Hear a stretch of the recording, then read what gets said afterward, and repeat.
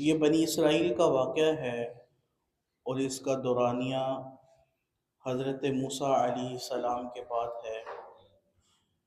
اس وقت کی بات ہے کہ جب بنی اسرائیل میں کوئی بھی نبی موجود نہیں تھا۔ بنی اسرائیل انتہائی بدحالی کا شکار تھی۔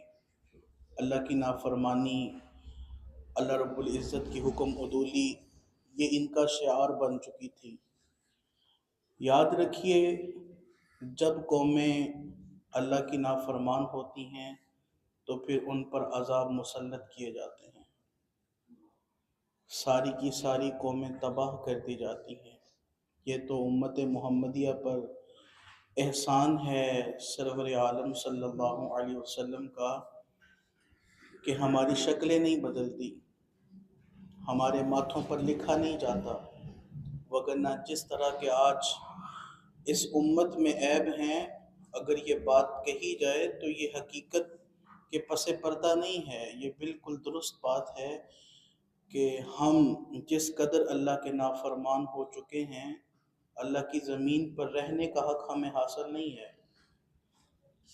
میں یہ بات اکثر کہا کرتا ہوں، جو پچھلی قومیں تھیں ان میں کوئی ایک برائی ہوتی تھی، کوئی ایک قوم جس میں ناپ تول کی کمی، کسی میں بدکاری کا سلسلہ، کسی میں کوئی گناہ، کسی میں کوئی گناہ۔ اور یہ امت تو وہ ہے کہ جو پچھلی امتوں کے سارے گناہ متفرق تھے، جدا جدا تھے، وہ سارے کے سارے مجموعی طور پر اس امت میں پائے جاتے ہیں۔ ناپ تول میں کمی ہمارے ہاں، بدکاری بدافعالی ہمارے ہاں، جھوٹ ہمارے ہاں، سود ہمارے ہاں، شراب ہمارے ہاں، جوا ہمارے ہاں۔ کون سی ایسی چیز ہے جو اس امت میں نہیں پائی جاتی؟ خیر، امت بدحالی کا شکار ہوئی، اللہ کی نافرمانی میں مبتلا ہوئی، تو قوم جالوت کو ان پر مسلط کر دیا گیا۔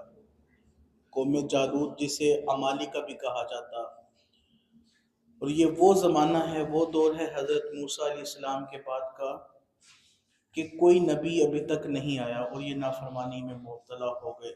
قوم جالوت، وہ انہوں نے ان کے گھر چھین لیے، ان کو گھروں سے نکال دیا، ان کے بیٹوں کو ذبح کر دیا، قتل کر دیا، یہ سارا سلسلہ تھا۔ اور اسی قوم میں خاندان نبوت سے صرف ایک عورت باقی تھی جو حاملہ تھی۔ ان کو اللہ رب العزت نے فرزند عطا فرمایا۔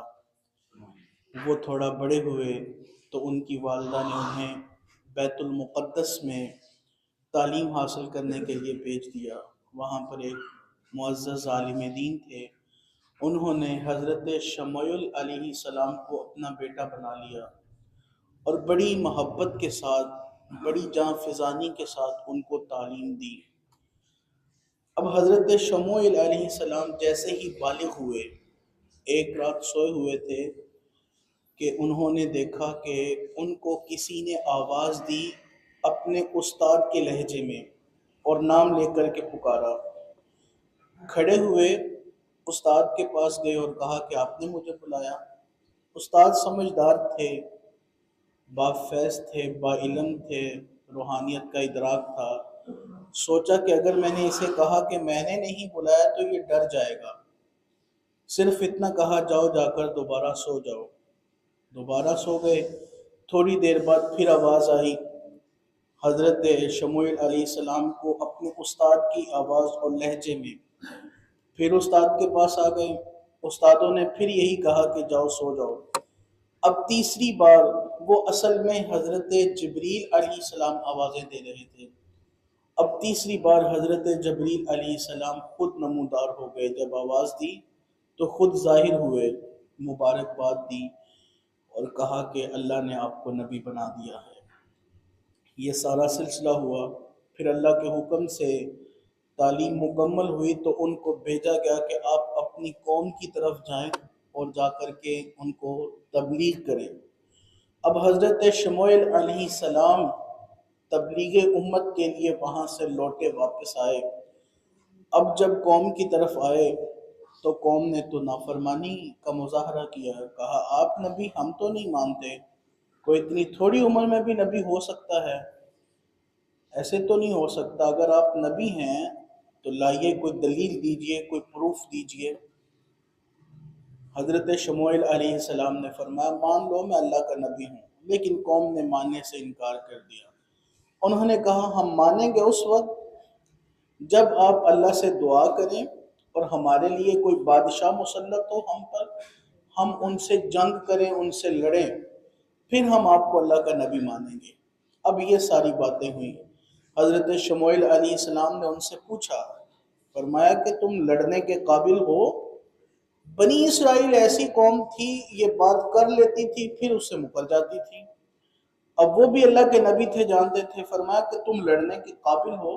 انہوں نے آگے سے بڑا دعویٰ کیا، انہوں نے کہا کیوں نہیں، ہم لڑیں گے، ضرور لڑیں گے۔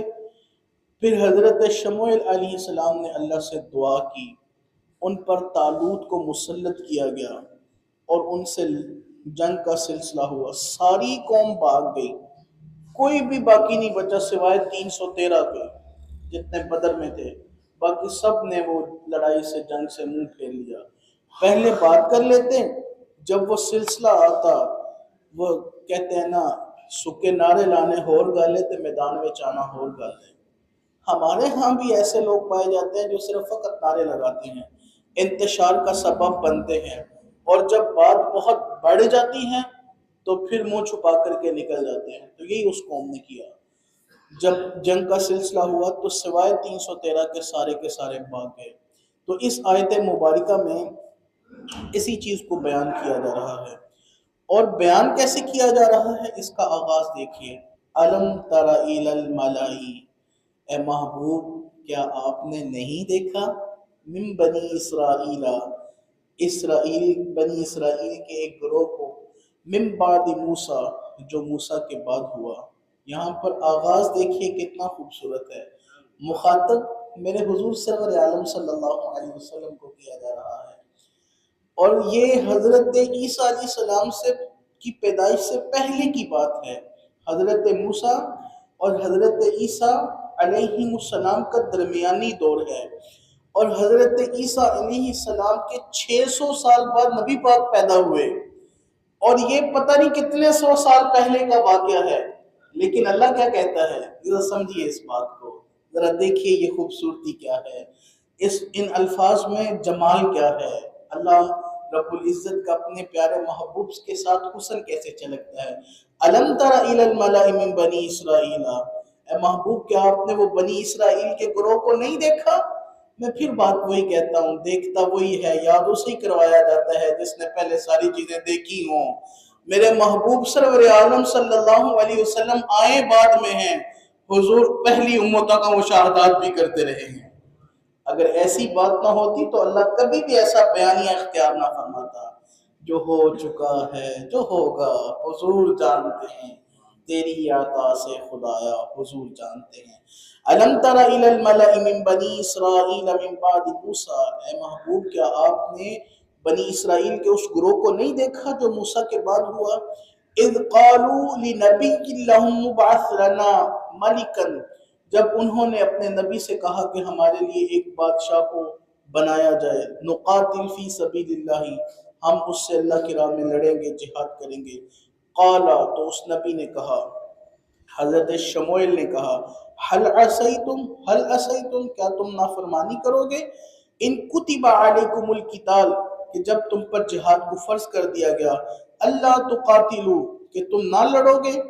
قالوا، تو قوم نے کہا، وما لنا، کیوں نہیں، ہمارے لیے کیا ہوا ہے، اللہ نقاتل فی سبیل اللہ، کہ ہم اللہ کی راہ میں نہ لڑیں، وقد اخرجنا من دیارنا، حالانکہ ہمیں تو اپنے گھروں سے نکال دیا ان لوگوں نے، وابنائنا، اور ہمارے بیٹوں سے جدا کر دیا، فلما، پس جب کتبا، فرض ہوا، علیہم القتال، ان پر جہاد، تولوا، پھر گئے سارے کے سارے، الا قلیلا منہم، مگر ان میں سے بہت تھوڑے، واللہ علیم بالظالمین، اور اللہ ظالموں کو خوب جاننے والا ہے۔ عزیزان گرامی قدر، اس آیت مبارکہ میں بنی اسرائیل کی نافرمانی کا اللہ نے ذکر کیا، کہ یہ پہلے تو کہتے ہیں کہ ہاں ہم ایسا ایسا کریں گے، لیکن جب وہ صورتحال بن جاتی، جب وہ معاملہ بن جاتا، تو پھر اس سے روگردانی کر لیتے، منہ موڑ لیتے۔ تو اللہ رب العزت نے اپنے احکام سے منہ موڑنے والوں کو یہاں پہ ظالم کہا ہے، اور پھر ساتھ میں یہ بھی فرمایا ہے واللہ علیم بالظالمین، اے محبوب انہیں کہہ دیں جو ظلم کرنے والے ہیں اللہ ان کو جاننے والا ہے۔ وہ اللہ کی دسترس سے باہر نہیں ہیں، وہ اللہ کی قدرت سے باہر نہیں ہیں۔ اے محبوب انہیں بتا دیجئے اللہ کی لاٹھی بے آواز ہے، ان کو تو میں نے ڈھیل دی ہوئی ہے، یہ سمجھ بیٹھے ہمارے پیچھے ہے ہی کوئی نہیں۔ اے محبوب انہیں بتا دیجئے یہ ظلم کرنے والے ہیں، اللہ انہیں دیکھ رہا ہے، کوئی اور دیکھے نہ دیکھے میرا رب تو ان کو دیکھتا ہے۔ تو اللہ رب العزت کی بارگاہ میں دعا کرتے ہیں، اے الہی ہمیں ظالمین میں سے نہ بنانا، ہمیں اپنے پیارے حبیب صلی اللہ علیہ وبارک وسلم کی وہ امت بنا دے اے رب العالمین جو تجھ کو بھی پسند ہو، تیرے پیارے حبیب کو بھی پسند ہو۔ آمین بجاہ طٰہٰ و یاسین۔